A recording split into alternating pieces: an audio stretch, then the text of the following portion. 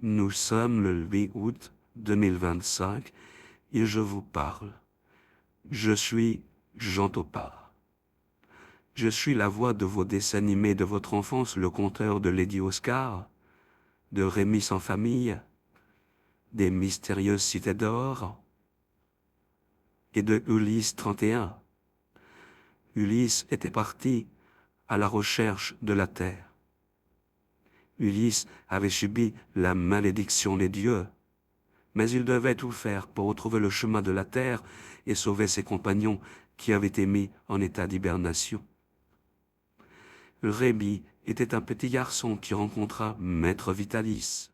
Maître Vitalis était un ancien ténor qui malheureusement a eu un grave accident à sa voix et avait dû abandonner cette carrière si magnifique qui est l'opéra italien.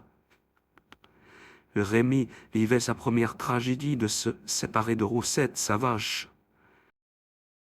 Une vache vendue non pour son lait, mais pour sa chair, où la destinée de Roussette était de terminer sa vie dans un abattoir.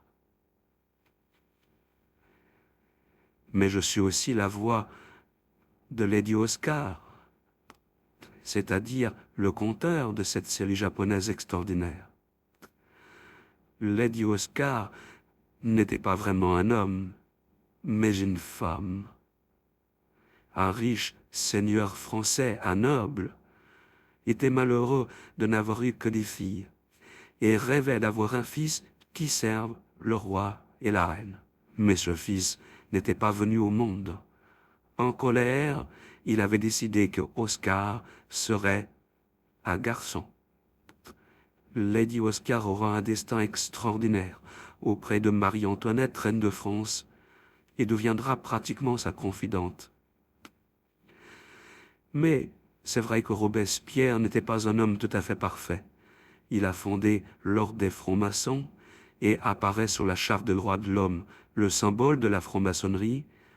Mais Robespierre avait aussi fondé la Gazette, qui diffamait Marie-Antoinette, laissant croire au peuple français qu'elle était qu'une putain, et que ses enfants étaient des bâtards sur le trône. Le roi, s'il avait autorisé Robespierre, et avec cette les réunions des francs-maçons, petit à petit, retira son pouvoir divin, et commença à enfermer à la Bastille certaines de ces personnes qui diffamaient Sa Majesté, qui diffamaient son nom et son illustre famille. Ainsi, l'histoire qu'on vous raconte dans les livres scolaires sont souvent très éloignés de la réalité. Plus de 200 ans après, les francs-maçons sont toujours à l'Élysée. Et posez-vous la question comment une secte est toujours maître en France de l'Élysée et se permet de dîner à la cantine scolaire pour vous faire rire de l'Élysée, dans des repas de bouche de 700 000 €. En réalité, ils ont toujours gardé le pouvoir, ces francs-maçons, mais ils ne sont pas l'incarnation du bien.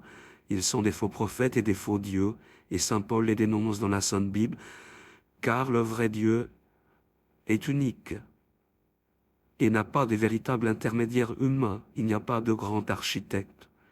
Le monde, au contraire, doit parfois être en désordre, et parfois, le fait que le monde ne soit pas tout à fait bien fait a créé la différence entre les êtres humains, la différence du verbe, la différence de ce que vous êtes.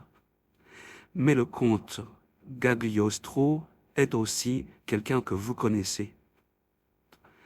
Gagliostro a été un immense magicien du temps de Marie-Antoinette, reine de France. Il est le fondateur de divers ordres religieux et aussi le créateur du temple de Satan, des messes noires. Mais il croyait en Dieu, soyez-en certains. Jean Topard n'est autre que le comte Gagliostro en personne, et Jean le disait, « Je suis Gagliostro, j'ai trouvé le secret de la pierre philosophale et l'élixir de l'immortalité. » Voilà qui est Jean Topard, le plus grand occultiste français, et vous l'avez en face de vous, devant cette caméra où je vous parle, parce qu'au commencement était le Verbe, et le Verbe était Dieu.